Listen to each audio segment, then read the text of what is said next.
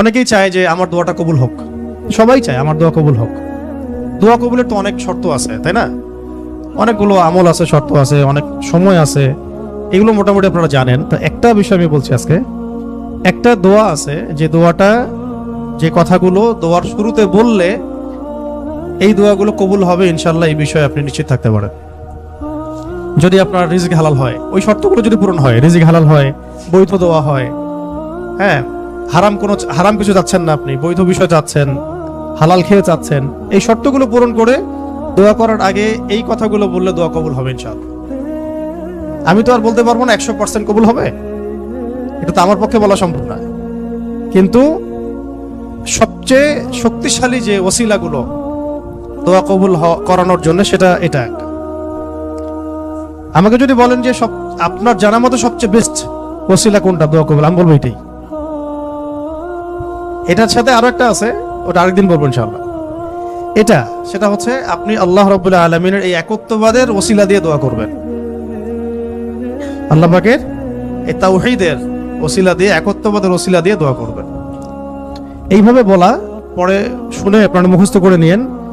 দোয়া করার আগে আল্লাহ পাকের প্রশংসা করা, আলহামদুলিল্লাহটাও আল্লাহ পাকের প্রশংসা, এবং রাসূল সাল্লাল্লাহু আলাইহি ওয়াসাল্লামের প্রতি দরুদ শরীফ পড়া একবার, অন্তত একবার, চাইলে আপনি অনেক পড়তে পারেন। এরপরে যে বিষয়টা আপনি চাচ্ছেন তার আগে বলা যে আল্লাহুম্মা ইন্নী আসআলুকা বিআন্নী, আগে বলে নেই, আল্লাহুম্মা ইন্নী আসআলুকা বিআন্নী আশহাদু আন্নাকা আনতাল্লাহ লা ইলাহা ইল্লা আনত আল আহাদ আস-সামাদ আল্লাযী লাম ইয়ালিদ ওয়া লাম ইউলাদ ওয়া লাম ইয়াকুল লাহু কুফুয়ান আহাদ। সূরা ইখলাস যে জানে সে এটা সহজেই বলতে পারবে। আল্লাহুম্মা ইন্নী আসআলুকা বিআন্নী আশহাদু আন্নাকা আনতাল্লাহ লা ইলাহা ইল্লা আনতাল আহাদ আস-সামাদ আল্লাযী লাম ইয়ালিদ ওয়া লাম ইউলাদ ওয়া লাম ইয়াকুল লাহু কুফুয়ান আহাদ। এরপরে আপনি দরুদ শরীফ পড়ে দোয়া করা শুরু করবেন, ইনশাআল্লাহ দোয়া কবুল হয়ে যাবে। এই যে ওজিফা বলে দিলাম, এখন হাদিয়া তওফা বাড়ায় দিয়েন, ঠিক আছে ইনশাআল্লাহ? ওকে, আচ্ছা, এটা পরীক্ষিত আমল, ইনশাআল্লাহ দোয়া কবুল হবে ইনশাআল্লাহ। আরো যদি সুন্দর করতে চান তাহলে আল্লাহুম্মা ইন্নী আসআলুকা বিআন্নী আশহাদু আন্নাকা আনতাল্লাহ, এর সাথে লা ইলাহা ইল্লা আনতাল আহাদ আল ওয়াহিদ আস-সামাদ আল্লাযী লাম ইয়ালিদ ওয়া লাম ইউলাদ ওয়া লাম ইয়াত্তাখিয ওয়ালাদান ওয়া লাম ইয়াকুল লাহু শারীকুন ফিল মুলক। আরো বলা যায় ওয়া লাম ইয়াকুল লাহু কুফুয়ান আহাদ। আরেকটা আছে আল্লাহুম্মা ইন্নী আসআলুকা বিআন্নী আশহাদু আন্নাকা আনতাল্লাহ লা ইলাহা ইল্লা আনতাল হান্নান আল মান্নান بديع السماوات والارض يا ذا الجلال والاكرام يا حي يا قيوم برحمتك استغيث। এইটা দিয়ে দোয়া করা যেতে পারে শুরুতে, ঠিক আছে? এগুলো আমল করবেন ইনশাআল্লাহ। প্রথমটা তো সহজ, ওইটা বললাম, আল্লাহুম্মা ইন্নী আসআলুকা। একা দোয়া করলে আল্লাহুম্মা ইন্নী আসআলুকা, একসাথে করলে আল্লাহুম্মা ইন্না নাসআলুকা। একা করলে আল্লাহুম্মা ইন্নী আসআলুকা, একসাথে করলে তখন আল্লাহুম্মা ইন্না নাসআলুকা বিআন্নী আশহাদু আন্নাকা আনতাল্লাহ লা ইলাহা ইল্লা আনতাল আহাদ আস-সামাদ আল্লাযী লাম ইয়ালিদ ওয়া লাম ইউলাদ ওয়া লাম ইয়াকুল লাহু কুফুয়ান আহাদ। এর অর্থ হচ্ছে, হে আল্লাহ, আমি এই ওসিলায় তোমার কাছে প্রার্থনা করছি, আর এটা জেনে আমি তোমার কাছে প্রার্থনা করছি, এইটার দাবি দিয়ে আমি তোমার কাছে প্রার্থনা করছি যে তুমি এক, তুমি অমুখাপেক্ষী, তুমি কাউকে জন্ম দাও নাই, কারো কাছ থেকে তুমি জন্ম নেও নাই, তোমার সমতুল্য কিছু নাই। এইটার ওসিলা দিয়ে আল্লাহ আমি তোমার কাছে প্রার্থনা করতেছি। এর চেয়ে বড় ওসিলা হয়? তাওহীদের চেয়ে বড় ওসিলা হয় না। এরপরে আরেকদিন আরেকটা ইনশাআল্লাহ শেখাই দেব। এটা গেল ওই যে বললাম বেলাল রাদিয়াল্লাহু আনহুর অত্যাচারের পরে নাজিল হওয়ার পর আল্লাহ রাব্বুল আলামিন প্রথম জানাই দিলেন যে বলো আল্লাহ রাব্বুল আলামিন এক। এই এক দিয়ে কি হয়েছে, সমস্ত বহুত্ববাদীদের যে ধর্ম বিশ্বাসের যে ভিত্তি, এটাকে ভেঙে দেওয়া হয়েছে, ঠিক আছে? 2 নাম্বার হচ্ছে আল্লাহ পাক বললেন যে আল্লাহুস সামাদ, আল্লাহ অমুখাপেক্ষী শব্দটাকে সালাফগণ, আসলাফগণ, আকাবিরগণ অনেকভাবে ব্যাখ্যা করেছেন। আমি একটু ওইটা পড়ে শোনাই, তাহলে আপনাদের জন্য সুবিধা হবে। অমুখাপেক্ষিতাকে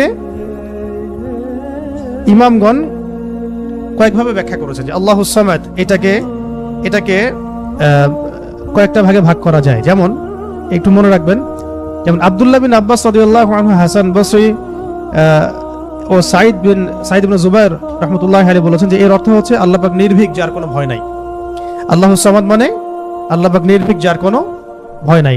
এমনিতে আমরা বাংলা বুঝলাম আল্লাহু সামাদ মানে আল্লাহ পাক অমুখাপেক্ষী, মানে যার কাউকে প্রয়োজন নাই, সমস্ত সৃষ্টির তাকে প্রয়োজন, এবং তিনি সমস্ত সৃষ্টি থেকে অমুখাপেক্ষী, কোনো জরুরত নাই সৃষ্টির কাছে তার। আল্লাহ পাক কারো কাছে রিজিক চান না, কারো কাছে আল্লাহ পাক রিজিক চান না। এমন না যে আমরা সবাই আল্লাহর ইবাদত করলে আল্লাহ পাকের শক্তি বেড়ে যাবে, মোটেই না। আল্লাহ পাক যেমন ছিলেন তেমনই থাকবেন। আবার এমন না যে সব মানুষ যদি কুফরি করা শুরু করে আল্লাহ পাকের শক্তি কমে যাবে, কখনোই না। মানে এই পুরো বিশ্ব জাহান সৃষ্টি করার আগে আল্লাহ যেমন ছিলেন, আজও তেমন আছেন, চিরকাল তেমন থাকবেন। আল্লাহ পাক অমুখাপেক্ষী। অমুখাপেক্ষী মানে কারো প্রয়োজন নাই। এই জন্য একটা দোয়ায় আমরা বলি না যে আল্লাহুম্মা কফিনি বিহালালিকা আন হারামিক ওয়া আগনিনি বিফাদলিক আম্মান সিওয়াক, মানে আল্লাহ আপনি আপনার হালাল দিয়ে হারাম থেকে আমাকে বাঁচায় দেন, এবং আপনি ছাড়া বাকি সমস্ত বিষয় থেকে আমাকে অমুখাপেক্ষী রাখেন। তা আমরা যদি আল্লাহর প্রতি মুখাপেক্ষী হই, তাহলে অন্য মাখলুকের প্রতি আমরা কি মুখাপেক্ষী হব? তা আমরা সবার থেকে অমুখাপেক্ষী হয়ে গেলাম। আল্লাহ পাক তার পুরো সৃষ্টি থেকে কি অমুখাপেক্ষী। এটাকে as-সামাদ শব্দ দিয়ে ব্যাখ্যা করা হয়েছে।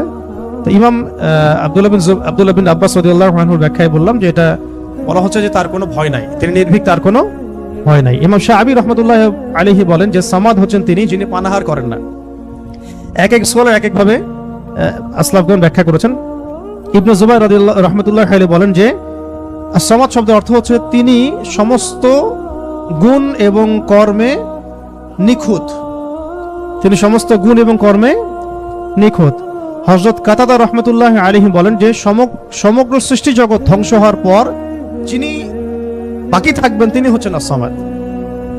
সমস্ত সৃষ্টি জগৎ ধ্বংস হয়ে যাওয়ার পরে যিনি, যার অস্তিত্ব থাকবে তিনি হচ্ছেন as-সামাদ। সমাদের কত ব্যাখ্যা তারা করেছেন, ঠিক আছে। তারপরে ইকরিমা রাহমাতুল্লাহি আলাইহি বলেছেন যে যার উপর কারো মর্যাদা নাই তিনি হচ্ছেন as-সামাদ, যার উপরে কারো আর মর্যাদা নাই তিনি হচ্ছেন as-সামাদ। তারপরে ইমাম রাজি রহমতুল্লাহ আলাইহি বলেছেন সামাদ হচ্ছেন তিনি যার উপরে কখনো কোনো বিপদ আপদ আসে না।